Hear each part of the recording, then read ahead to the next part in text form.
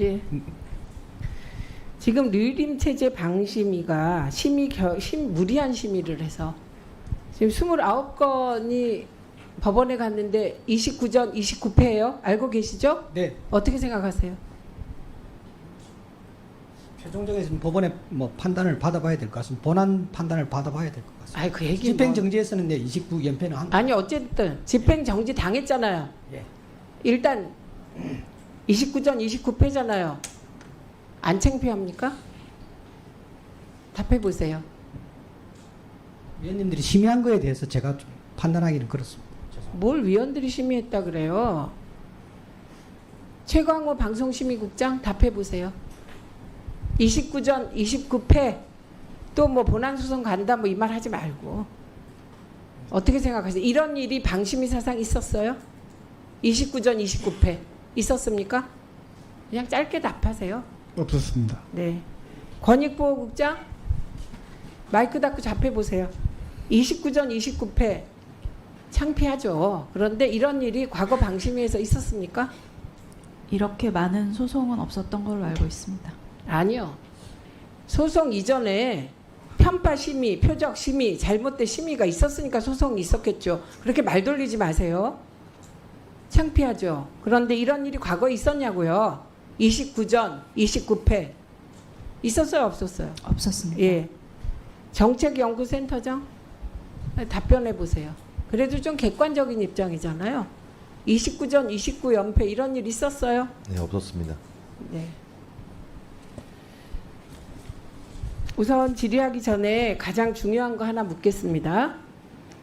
류희림의 청부사주, 류희림 위원장의 청부사주를 확인하는 과정에서 행정 전산망을 활용해서 개인 정보를 확인한 적이 있다고 보십니까? 그런 일 없습니다. 네. 교육 나이스 정보를 활용한 일 있습니까? 없습니다. 예, 이 점을 분명히 해야 합니다. 왜냐하면 지금 괴담이 돌고 있는데 방심위의 공익신고자가 민원인의 신원을 알기 위하여 불법적 행위를 했다는 두 가지밖에 없어요. 행정 전산망을 활용했거나 교육 나이스 정보를 활용하거나 이런 겁니다. 그런 불법적인 행위가 없었다. 그건 제가 확실하게 말씀드릴 수 있습니다. 네. 앞으로 이런 괴담이 돌지 않기를 기대합니다.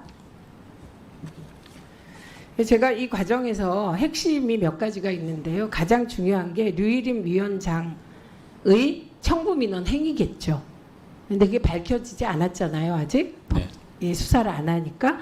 근데 중요한 게 인지 시점은 우리가 추정할 수 있을 것 같습니다. 류희림 위원장이 언제 인지했냐. 이게 뭐와 연결되는지는 아시죠? 이건 내부 규칙 위반과 연결됩니다. 그래서 그거에 대해서 좀 물어보겠습니다.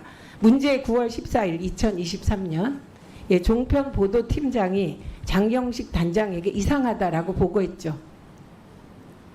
종편 보도 팀장이 당시에 장경식 팀장이었습니다. 예, 장경식 팀장에게 보고했죠. 예, 직원이 보고했습니다. 예, 그리고 요게 그 류희림 위원장에게 보고하러 가겠다. 요렇게 얘기를 했다는 거죠. 예, 그렇게 네. 알고 있습니다. 예. 그래서 보고했는 줄 알았는데 장경식 단장은 국회 출석해서 보고 사실 없다 이렇게 얘기했어요. 이거 사실입니까? 저는 위증이라고 생각합니다. 네, 저도 위증이라고 생각합니다. 그래서 9월 14일 날 류희림 위원장은 인지했을 것이다. 첫 번째고요. 그 다음에 두 번째는 문제 9월 27일 날 인사위원회가 소집됩니다. 그 9월 27일은 어떤 날인 줄 알죠? 내부 게시판에 누군가가 류희림 왜 회피 안 하냐 이 안건 이런 글을 올린 거예요. 예, 그래서 인사위원회가 소집됩니다. 인사위원회가 소집되지는 않았고요. 하려고 하는 시도를 합니다. 그죠? 거론이 됐습니다. 예, 거론이 됐는데 인사위원회를 소집한다 안 한다 최종적으로 누가 결정합니까? 인사위원장은 사무총장이고 소집권자도 사무총장입니다. 그 당시에는 사무총장이 이현주 사무총장이 임명되기 전이어서 박종현 현 감사실장이 사무총장 직무 대행을 맡고 있었습니다. 그런데 직무 대행이 아무리 본인이 인사위원장 권한이 있다고 하더라도 위원장에게 보고하지 않고 독단적으로 그렇게 인사위원회를 거론할 가능성은 매우 낮다고 생각합니다. 예, 대개 위원장이 다 압니다. 인사위원회 소집되면. 왜냐하면 어쨌든 방통위가 아니라 여긴 방심이라 최종 인사권자가 류일임 위원장입니다. 대통령이 아니에요. 신분이 민간인이시잖아요. 네. 그래서 인사위원회를 위원장 모르게 열겠다 혹은 열까 이럴 수 없습니다. 사무총장이 그렇게 일하면 잘립니다. 요게 두 번째 시점이에요. 류일임 위원장은 게시물을 봤을 것이고 게시물을 인지했고 그래서 청부 민원 사실을 알 수밖에 없다. 요게 두 번째입니다. 근데 계속 거짓말을 하고 있는 것이죠. 제가 듣다 보니 이전 방심위도 일을 잘했다고 할 수는 없다. 근데 이런 일은 없었다. 이렇게 말하시더라고요. 네. 네, 류일임 체제와 이전 방심위 체제가 근본적 차이가 뭐라고 보십니까? 기본적으로 저희가 과거에도 그 여야 정치권에서 추천된 위원들 간에 뭐 성향 차이는 있었습니다. 하지만 위원회라는 조직이 서로 토론을 통해서 결론이 어떻게 나든지 간에 토론을 통해서 서로 이제 심의를 하는 거잖아요. 그런데 류일임 씨가 오고 나서는 그런 위원회로서의 기본적인 기능을 완전히 상실했다고 생각합니다. 그러니까 위원회가 아니네요. 네, 그냥 현재는 독임제네요. 독임. 현재는 특히나 그렇습니다. 예, 그리고 지금 감사실장이 류일임 위원장의 청부 민원과 관련한 감사를 하고 있습니까? 포함한 모든 것? 진행 중인 것으로 알고 있습니다. 근데 이 박종현 감사실장이 지난해 9월에 사무총장 대행이었나요? 네. 그 시점에. 그러면 이분이 이 청부 민원과 청부 민원 이후 처리에 관여했다고 의심이 가지 않습니까? 관여할 수도 있죠? 그랬을 가능성을 배제할 수 없습니다. 네, 그러니까 이분이 감사하면 안 되겠습니다. 이 조치를 마련하도록 함께 노력해야 되는 부분이라고 생각합니다. 그리고 조금 더 앞으로 가서 어느 날 그 류희목이라는 이름의 민원인이 있었어요. 네, 그럼 누구나 의심할 것 같아요. 이게 류 씨가 일단 흔하질 않습니다. 그런데 류희까지 같은 게 류일임, 류희목, 이름이 너무 똑같잖아. 이럴 수 있어요. 네, 그래서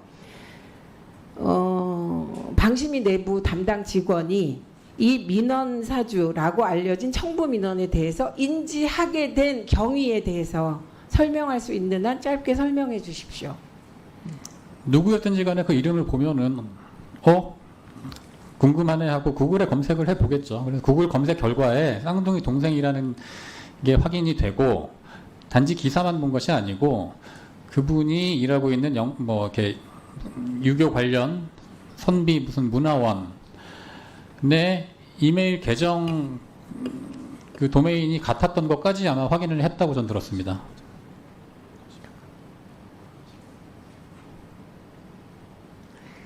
중요한 얘기하는데 저에게 말을 걸어서 마무리를 못 들었습니다. 다시 한번 얘기해 주십시오. 구글링을 해서 그냥 알아냈던 게 맞고요. 그리고 이제 민원인이 뭐 전화번호하고 이메일도 이제 입력을 하니까 이메일 계정까지 이 사람이 정말 친동생이 맞구나라는 것을 확인을 한 것이고요. 아까 뭐 나이스하고 뭐 행정 전산망 말씀을 하셨는데 전부 다 구글링으로 찾아냈다고 저는 알고 있습니다. 예, 알겠습니다. 윤창현 위원장께 네. 좀 전에 방심위 노조위원장이 답변할 때 경찰이 방심위를 압수수색하는 과정에서 기자 이름을 넣었다 그랬어요. 4명 정도라고 알고 있다 이렇게 말하셨죠? 네네. 예, 그렇게 넣는 것 같았다. 그리고 언론사명도 넣어서 검색했을 것 같습니다. 네. 예. 그런데 그래서 자료를 가져갔다는데 이렇게 저인 방식으로 샅샅이 뒤지는 일이 있었나요? 이게 가능한가요? 이전 정권에서 봤습니까? 이거 사실상 그 언론인들에 대한 사찰의 수준이라고 생각합니다.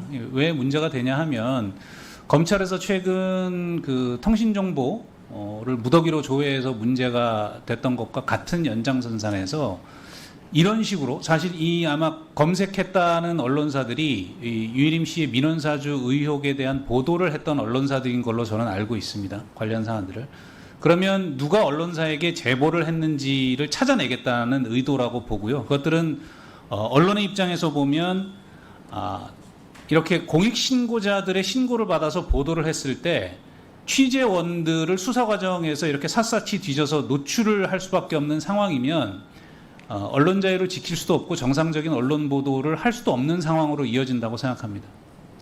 언론노조 위원장께서 이게 단지 방심위 문제가 아니고 전방위적인 방송 장악, 그 중에 중요한 부분이 방심위 문제잖아요. 네, 그렇습니다. 그러면 앞으로 방심위 노조는 언론노조에 소속되어 있죠. 예, 그렇습니다. 예, 그럼 언론노조 차원에서도 방심위 노조를 지원해야 되지 않습니까? 예, 어떻게 하실 겁니까? 모든 방안을 강구하고 있습니다. 제가 마무리에 꼭 좀 말씀드리고 싶은 네, 것은 지금 말씀하세요. 네, 특히 방심위 우리 구성원들은 저희 뭐 기자나 PD들처럼 권력 비판을 직접 하면서 권력과 대척점에 서거나 할 일이 거의 없습니다. 그리고 어떻게 보면 이 일종의 민간 기구이긴 합니다만 공공기관의 성격이 강한 직장에서 일하는 아주 평범한 직장인들입니다. 근데 이 유일임 씨가 오고 나서 지난 10수년간 이런 공공기관의 업무 시스템에서 이루어질 수 없는 몰상식과 비합리가 한꺼번에 터져 나왔기 때문에 이건 이렇게는 우리가 일할 수 없다라는 목소리를 내기 시작한 것입니다. 그러니까 평범한 사람들을 투사로 만들고 있는 겁니다. 지금 이 정권이. 그러니까 이게 얼마나 몰상식하고 비합리적인 일인지가 저는 이 대목에서 드러난다고 생각을 하고요. 그런 차원에서 평범한 시민들의 권리, 또 양심적인 공직자들의, 특히 이 말단에서 일하는, 일선에서 일하는 공직자들의 양심을 지켜주는 게 지금은 무엇보다 중요한 일이라고 생각하고 언론노조는 제 역할을 하겠습니다. 예. 네. 그런 의미에서 오늘 방심위에서 나와주신 네 분께 감사드립니다.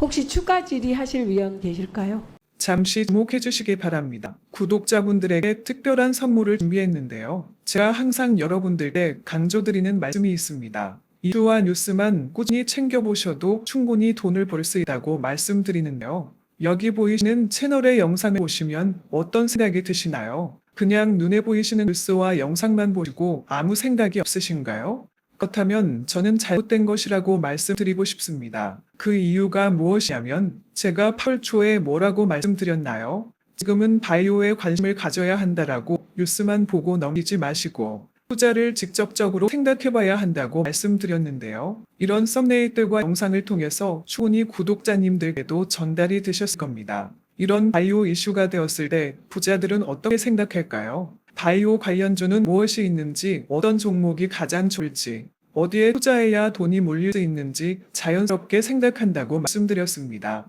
지난번에 구독자분과 함께하는 주식으로 수익 내기를 진행했었는데요. 100% 무료로 진행을 했고 이 사진을 보시면 아시겠지만 구독이라는 문자 메시지를 남겨주신 모든 시청자분들께 이렇게 바이오 관련주 중에 가장 급등할 확률이 높은 한 종목을 드렸습니다.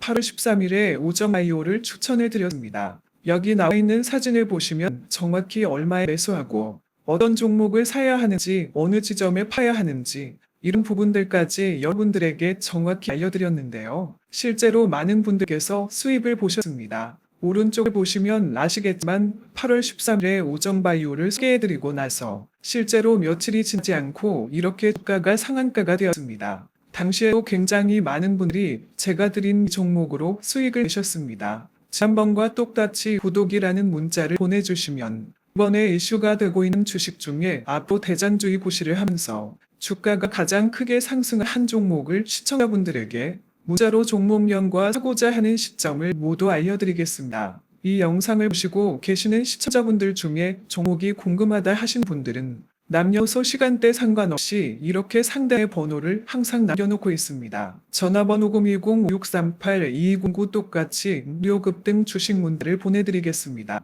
돈을 받는 것도 아니고 투자를 대신해 드리는 것도 아니고 부담 없이 구독 문자 보내주시면 되십니다. 수익이 나신다면 구독과 좋아요 한 번씩